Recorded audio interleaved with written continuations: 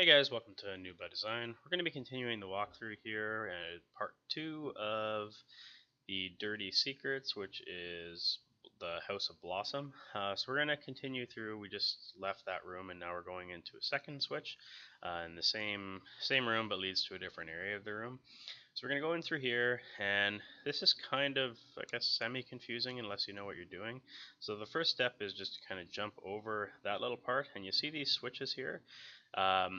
If you mess these switches up, there's kind of a telltale sign on it, and it tells you the order, and I'll show you what that is as we do it. So you're going to turn this switch, and it rotates the stairs, and you can see on the bottom there's a little circle in the middle of the stairs, and it says number 1. So it tells you the order that you need to do them.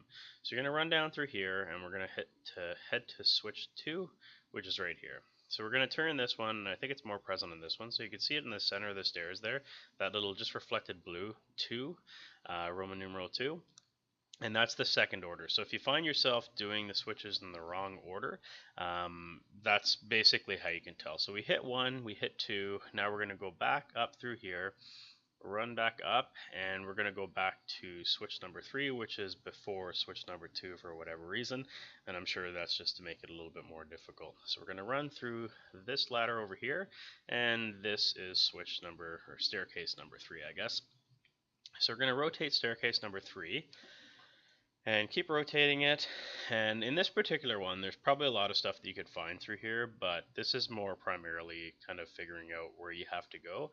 So if you guys want to explore after you activate your switches or before you activate your switches, go ahead, and then you can refer to this after.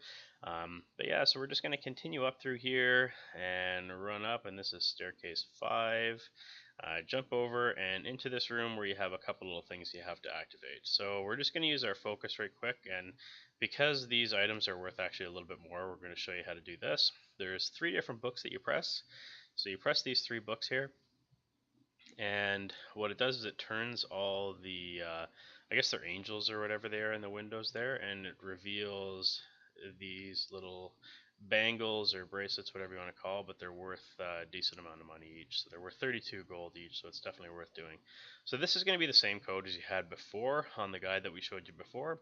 So we're just going to re-imprint it in, just make sure that it's set back to the symbols. And actually it may not be the same code, but for whatever reason it presents you with the same code. So you're going to do that, and that is what pops up this book, which you have to get, and this is the whole point of this mission.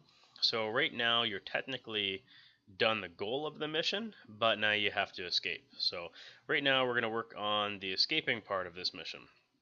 So the first thing you do is jump onto this desk and up to this rope, climb up the rope, and then swing off onto this ledge here.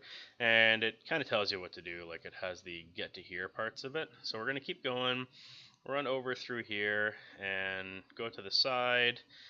You got to make sure that you actually land on this jump. If you're full health, you might be able to do it, but I would definitely recommend jumping onto the rope and climbing down, because unless you're full health, you're going to die. Like if I were to do it right now with the half health I have, I definitely would have died. So we're going to go to the bottom, or as low as we can to this rope, jump off, run over to the side here to the low point again, and jump down.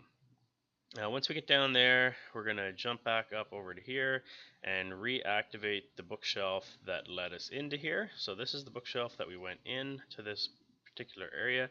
We're going to activate the switch again and be cognizant that now when we go through here, there's going to be patrollers and guards through the area. So right off the hop, you can see that there's a guy with a torch that's right there, and he wasn't there before. So we're going to stick to the right, walk through here, continue up and into this room here, just because that's where it says we have to go. So we're going to keep moving up and towards where it's telling us we have to go here, realizing that eventually we're going to bump into a patroller here. So like I said, there is patrollers all along these stairs when we're coming down, and we bump into a guy that's right there. So we almost got exposed into it. So we're going to duck into this little room here around the corner, because he does a patrol straight by and stops pretty much directly past this room. So we're going to go on the inside part where he can't see us, and we're going to wait for him to basically pass by, which you can see by the light that he does there. So we're going to, now that he's passed by, we're going to run back up these stairs, and there's a stationary guard at the top of the stairs.